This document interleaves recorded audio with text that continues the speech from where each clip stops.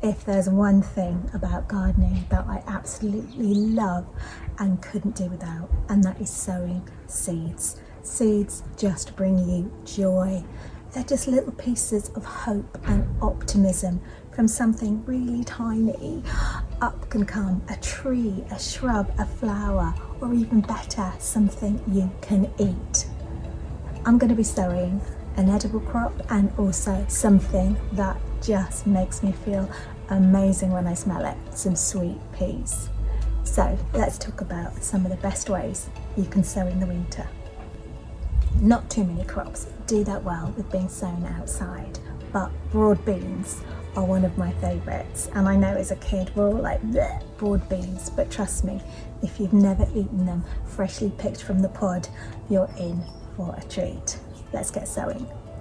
Because it's been so cold and so wet this winter, I'm going to be sowing mine into different sorts of trays. Let them germinate, still outside, but somewhere a little bit protected and sheltered. And then once they start to grow, once the soil has warmed up and dried out, then I will plant them out. Now, broad beans are quite big seeds, so usually they would need a big pot, but because I'm not going to be having them in their little pots for too long before I transplant them outside, I'm not going to waste too much compost, and I'm going to use something a bit smaller. Now, I've got these little modules that I have washed.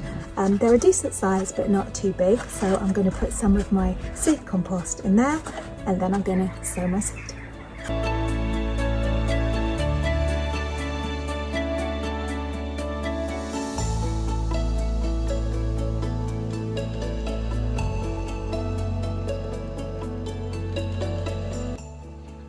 Now, sweet peas are much smaller than broad beans and they have quite a hard coating. Now, some people will soak theirs in water overnight. Now, I've never done this and I've never had an issue, but people swear by it, so I thought this year I'm going to try, and then I will sow them in exactly the same way as I would others, and we'll see which ones germinate more quickly or give better blooms.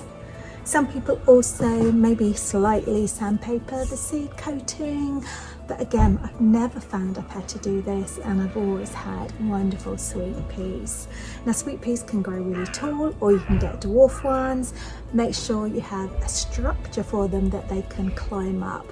And to start with, you'll tie them in, but as they grow up, they should be able to cling on to themselves.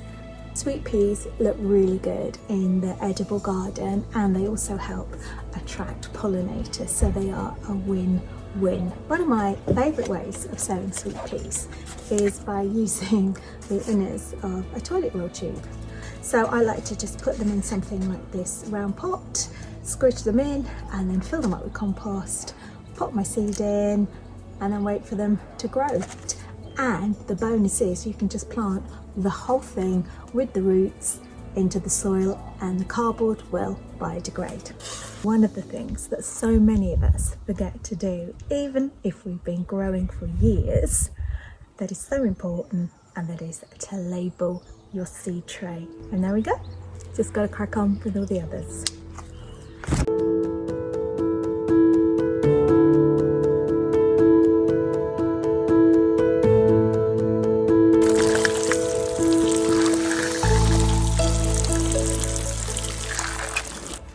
Another reason for growing these seeds in modules and trays rather than direct in the ground is because mice are particularly partial to nibbling on a sweet pea seed, and also broad beans as well. And as they start to grow, as they start to germinate, all that lovely soft fresh green seedling growth is just a magnet for slugs and snails, especially as they've had a barren winter. So just be really mindful of where you're placing your seed trays and keep an eye out for those pesky pests.